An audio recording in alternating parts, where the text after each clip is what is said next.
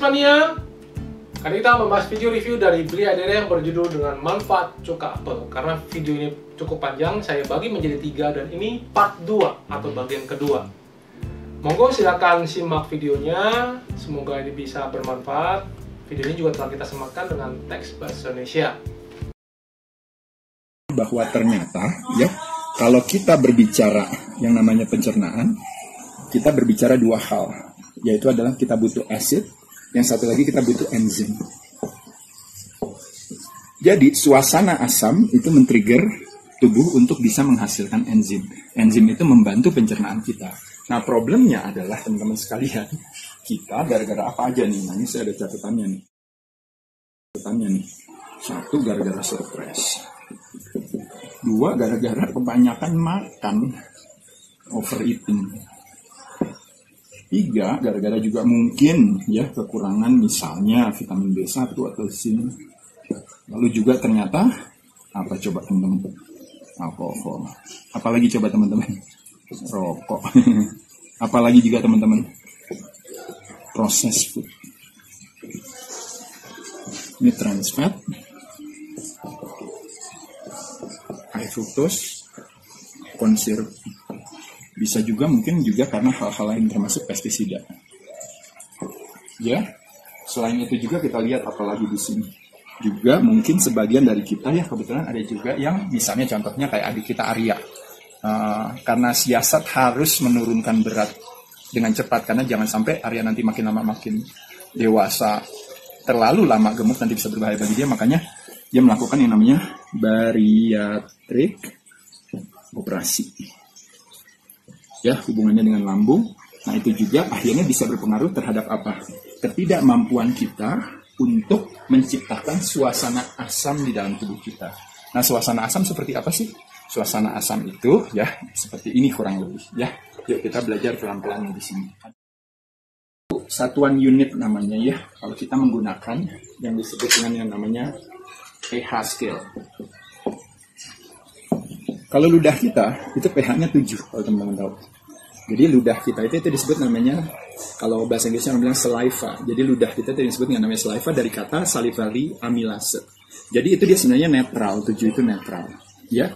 Jadi kalau seandainya misalnya kayak binatang yang mengkonsumsikan tumbuh-tumbuhan seperti herbivora, dia biasanya pH-nya itu di badannya si binatang itu kayak misalnya monyet itu paling 7 atau paling enggak 6 atau paling enggak 5 kira-kira.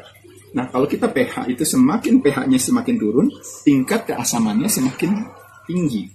Nah, kita di tubuh manusia itu kalau seandainya kitanya sehat walafiat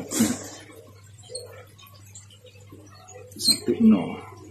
Manusia itu punya kemampuan ya, kira-kira kalau teman-teman tahu adanya di mana? Ini adanya bisa sampai di sini nih teman-teman. Manusia, kemampuan untuk menciptakan asam di dalam tubuhnya itu bisa sampai pH-nya bisa antara 2 sampai 3. Kalau tadi binatang yang tadi kira-kira di kisaran segini. Kalau seandainya misalnya binatang yang makan tumbuhan dan juga makan hewan, dia bisa di kisarannya kurang lebih di sini.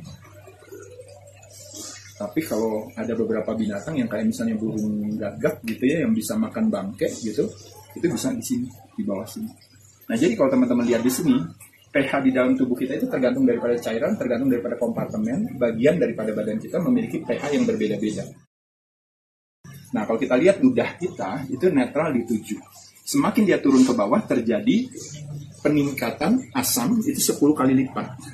Jadi kalau pH-nya 6, berarti dia 10 kali lipat lebih asam daripada si netral.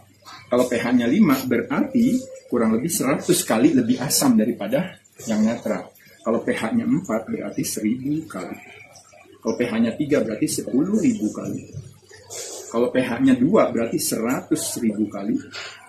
Kalau pH-nya 1, berarti 1.000.000 kali. Benar gak ya? Benar-benar nggak salah ya guys. Dan kalau 0 itu berarti 10.000 kali. Paham ya teman-teman ya? Nah, ini kita bisa lihat di sini. Jadi sebenarnya kemampuan tubuh manusia itu bisa di kisaran antara 2 sampai 3. Ada istilah yang mengatakan gini. The strongest acid in our body, katanya. Jadi kemampuan tubuh manusia untuk bisa mencerna makanan dengan baik itu sebenarnya tubuh punya kemampuan. Itu yang disebut dengan namanya HCl. Disingkat dari namanya hydrochloric acid. Nah, HCl ini adalah kemampuan tubuh. Jadi tubuh bisa menciptakan asam, ya bisa sampai kurang lebih di kisaran antara 2 sampai 3. Tapi masalahnya teman-teman sekalian, masalahnya teman-teman yang tadi saya katakan, stres juga. Tahu gak kenapa stres kita nggak bisa mencerna dengan baik? Karena ingat gak teman-teman yang saya sering cerita, ketika kita stres, apa yang terjadi? Badan akan didominasi oleh yang namanya sympathetic nervous system, atau yang dikenal dengan namanya stress response, atau yang dikenal dengan namanya fight or flight. Nah, pada saat itulah badan ketika cemas dan takut, dia akan berusaha untuk berlari dari situasi itu. Jadi mengharapkan tubuhnya bisa mencerna makanan dengan baik itu nggak terjadi, karena badannya memang sibuk untuk berlari daripada si ketakutan tersebut. Makanya kenapa ketika stres tidak memungkinkan tubuh untuk memproduksi hydrochloric acid ini tadi, gitu. Saya Joe Poafu. Setujukah Anda bahwa sehat adalah pilihan hidup kita? Kita bebas memilih gaya hidup yang kita jalankan, dan kita bebas memilih makanan yang ingin kita makan, kita ingin konsumsi. Tapi kita tidak bebas dari konsekuensinya. Pingin enak di depan atau pingin enak di belakang, itu pilihan kita. Selain itu, kita tidak mungkin bisa membayar orang melakukan push up, pull up, squat, tapi kita yang melakukan ototnya. Jadi kita perlu yang melakukan kepada diri kita sendiri. Kekuatan dan kesehatan mental kita ternyata dipengaruhi oleh kekuatan fisik. Jadi kita perlu melatih fisik kita supaya kita bisa mengatasi segala masalah dan tantangan dalam hidup kita. Saya Joe Poafu bersama Bina Ganet. Kami mengajak Anda membangun generasi baru yang lebih cerdas, fit, dan tangguh. Di Bina Ganet, kami selalu percaya bahwa setiap orang pasti bisa memiliki tubuh yang ideal dan sehat. Dengan subscribe, like, dan share video ini, Anda turut membantu membangun Indonesia sehat dan kuat. Salam jelas fitness, saya JP.